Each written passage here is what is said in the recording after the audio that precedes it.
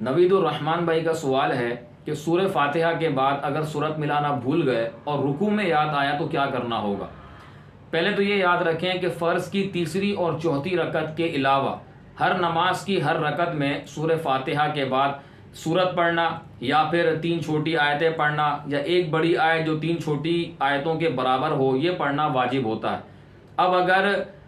کوئی شخص سورہ فاتحہ پڑھنے کے بعد جو واجب قرات تھی اس کے اوپر وہ کرنا بھول گیا اور رکوع میں چلا گیا تو حکم یہ ہے کہ یہ واپس لوٹے اور سورت ملائے یا پھر ایک بڑی آیت پڑھ لے جو 3 چھوٹی آیتوں کے برابر ہو یا 3 چھوٹی آیتیں پڑھ لے، پھر دوبارہ رکوع کرے اور آخر میں سجدہ صاف کرے تو اس کی نماز درست ہو جائے گی۔ اگر رکوع میں یاد آنے کے باوجود یہ واپس نہ آیا اور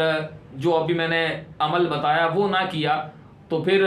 اگرچہ سجدہ صاف کر بھی لے تو اس کی نماز واجب الاعادہ ہوگی۔ یا پھر کسی کو یہ مسئلہ ہی معلوم نہیں ہے کہ اگر رکوع میں یہ یاد آ جائے تو واپس لوٹنا ہوتا ہے تو بھی ایسے شخص کی نماز واجب الاعادہ ہوگی۔ اسی طرح اگر کسی شخص نے واپس لوٹ کر سورت تو ملا لی لیکن دوبارہ رکوع نہیں کیا تو اس صورت کے اندر نماز اس کی فاسد ہو جائے گی یعنی ٹوٹ جائے گی۔ اسی طرح اسی مسئلے کے اندر اگر آخر میں سجدہ صاف کرنا بھول گیا تو بھی اس نماز کو دوبارہ پڑھنا واجب ہوگا۔ یہاں پر ایک وضاحت کر دوں کہ بعض لوگ جنہوں نے اس طرح کا مسئلہ پڑھا ہوا ہوتا ہے تو وہ اس جواب سے یہ اشکال ان کے ذہنوں میں آتا ہے کہ سورت ملانا واجب ہے اور ہم جو ہے وہ رکوع کے اندر موجود ہیں اور رکوع کرنا فرض ہے اور فرض سے واجب کی طرف نہیں آیا جاتا تو پھر یہاں پر یہ مسئلہ کیوں ہے؟ تو علامہ شامی رحمۃ اللہ علیہ نے اس کا جواب یہ دیا ہے کہ جو قرات ہے یہ پورا کا پورا ایک فرض ہے، یعنی اگرچہ سورہ فاتحہ پڑھنا واجب، اس کے ساتھ سورت ملانا واجب، لیکن جب ہم یہ قرات کرتے ہیں تو پورا فرض ہی کا ثواب ملتا ہے اور یہ قرات پورا ایک فرض ہے۔